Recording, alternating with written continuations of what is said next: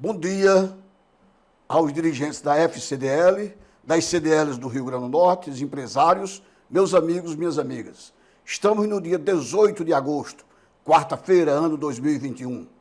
O mercado financeiro, até ontem, trabalhou com uma certa morosidade e com perda de números, quer na Bolsa de Valores, que fechou ontem aos 117.903 pontos, com a queda de 1,07%, e já havia caído na sexta e na segunda-feira.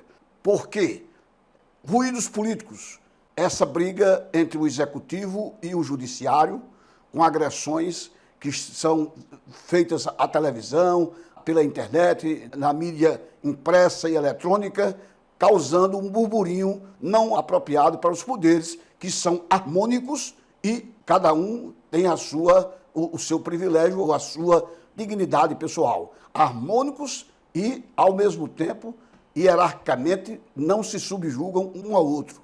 Autônomos. Portanto, isso vem causando com que haja desdobramentos, quer na avaliação do Brasil no mercado exterior, como na própria internidade da economia nacional.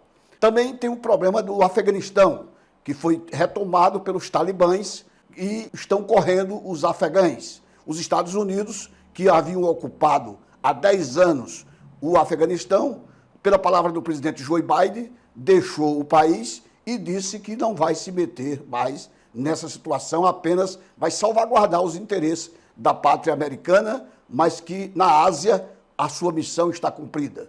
E isso fez com que as bolsas do mundo todo caíssem esses dias, com essa certa instabilidade externa, e no Brasil, além da Covid, que já matou 571 mil brasileiros, com 20 milhões e 500 mil infectados, pessoas do Brasil, temos também o burburinho político.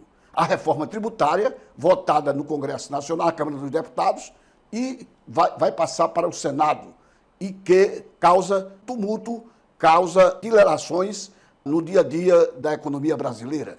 Apesar de todas as nuances, falam que o Brasil deverá crescer, o nosso produto interno bruto, o PIB, tudo que nós produzimos esse ano, deverá crescer de 5% a 5,3%. O Fundo de Garantia decide distribuir 8 bilhões e 130 milhões de reais aos trabalhadores.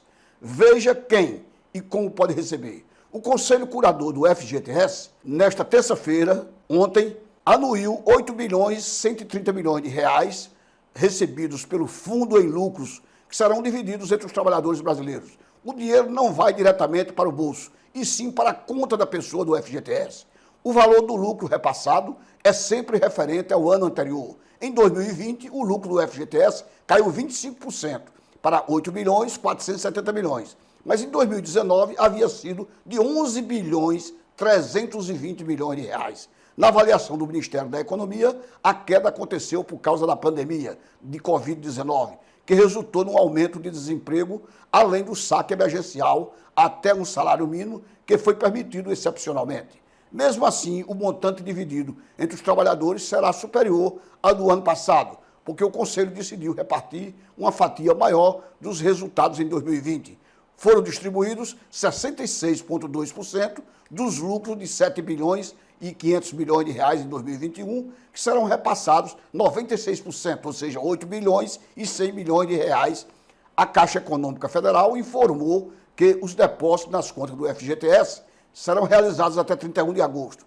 Após a distribuição do resultado, o valor passa a compor o saldo de cada trabalhador com as regras estabelecidas, como nos casos de demissão sem justa causa, aposentadoria, término de contrato por prazo determinado, entre outras modalidades de saque. Veja as principais dúvidas sobre o tema. Qual será o valor que as pessoas devem receber a mais?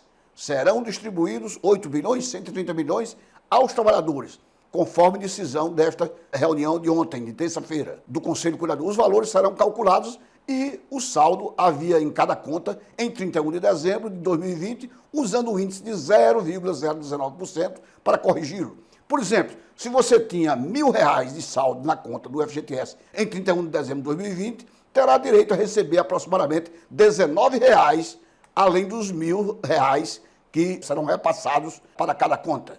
Ou seja, R$19 a mais. Quais são as regras para que o trabalhador possa receber o lucro? Para receber o lucro, o trabalhador vinculado ao FGTS precisa ter mantido o saldo positivo na conta até 31 de dezembro do ano passado. Explica Fabiane Gontijo, advogado tributarista da Caixa Econômica Federal. Em função do que estamos vendo no mercado financeiro, o próprio mercado já avalia e eleva a projeção de inflação para 7,05% para o ano de 2021. A previsão do mercado financeiro para o Índice Nacional de Preços ao Consumidor, amplo, o chamado IPCA, passou a ser oficialmente agora de 7,05%. Antes, tinha-se uma projeção de 6,88%. Consecutivamente, para essas projeções, a estimativa está no Boletim Focus, de ontem, dia 17, passada, divulgada semanalmente pelo Banco Central, com a projeção para os principais indicadores econômicos. Para 2022, a estimativa de inflação é de 3,90%. Para 2023 e 2024, as previsões são de 3,25% e 3%, respectivamente. A previsão para 2021 está acima da meta da inflação, que deve ser perseguida pelo Banco Central. A meta definida pelo Conselho Monetário Nacional seria 3,75% para este ano, mas com as intempéries da Covid-19, ainda reclitante em final de agosto de 2021, a seca nas regiões sudeste e centro-oeste do país, o problema de clima, tudo contribuirá para que a inflação fique acima da meta. O limite inferior era 2,25% e o superior 5,25%. Para julho, em julho, a inflação subiu 0,95%. O maior resultado, como eu disse no último podcast, para o mês desde o ano 2002, quando a alta havia sido de 1,19%.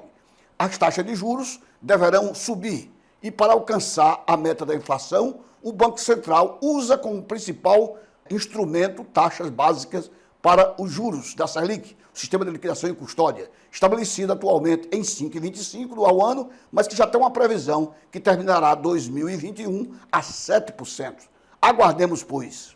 Cedeu o otimismo dos gestores com relação à Bolsa de Valores do Brasil, ao menor nível desde 2018. Investidores que apontavam que a Bolsa poderia chegar a 180 mil pontos no ano de 2021 estão arrefecendo seus ânimos com relação a essa medida. Como a melhor classe dos ativos do Brasil caiu em cerca de 10% já em agosto, com uma deterioração do cenário fiscal brasileiro, ruídos políticos e preocupações globais pesando sobre os preços dos ativos domésticos. A convicção de gestores da América Latina com relação à Bolsa Brasileira teve uma forte queda agora, nessa semana e final da outra semana. De acordo com pesquisas feitas pela Latin Fund Managing Survey e do Bank of America, o percentual de investidores que apontaram as ações como melhor classe de ativos do Brasil caiu de cerca de 70% em julho para menos de 40% em agosto.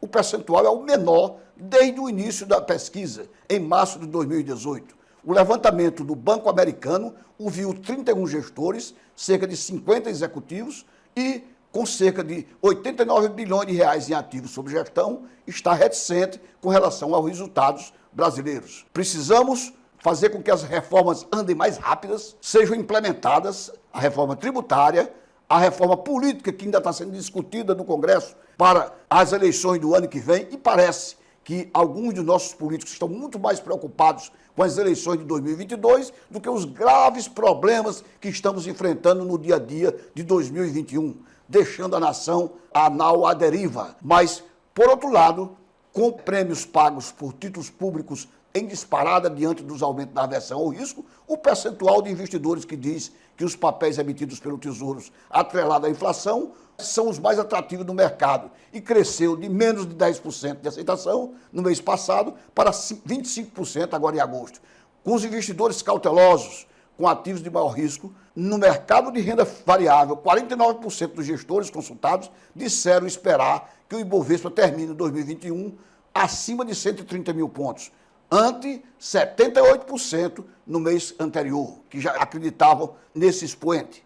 Entretanto, deverá ficar entre 130 a, no máximo, 150 mil pontos em dezembro de 2021, com a proteção divina. A projeção representa um potencial de alta de 9% para a atual posição da Bolsa de Valores de São Paulo. E o governo federal anuncia um leilão de porte para a nova concessão da Via Dutra, que é a ligação do Rio de Janeiro e São Paulo. Para o dia 29 de outubro, o edital para a licitação da rodovia que liga São Paulo ao Rio de Janeiro foi aprovado ontem, terça-feira, pela Agência Nacional de Transporte Terrestre. E o edital saiu no Diário Oficial da União. A rodovia Presidente Dutra, a chamada Via Dutra, que liga o Rio de Janeiro e São Paulo. O documento, que foi publicado no Diário Oficial da União de ontem, estabelece como data para o certame o dia 29 de outubro deste ano, às 14 horas, na B3, a Bolsa de Valores de São Paulo. Atualmente, a via é administrada pela CCR, uma grande companhia de administração de rodovias. Ou seja, a ligação entre as duas maiores regiões metropolitanas do país trocará de mãos, provavelmente. O novo contrato permitirá um prazo de 30 anos para a exploração do período, prorrogável por mais 5.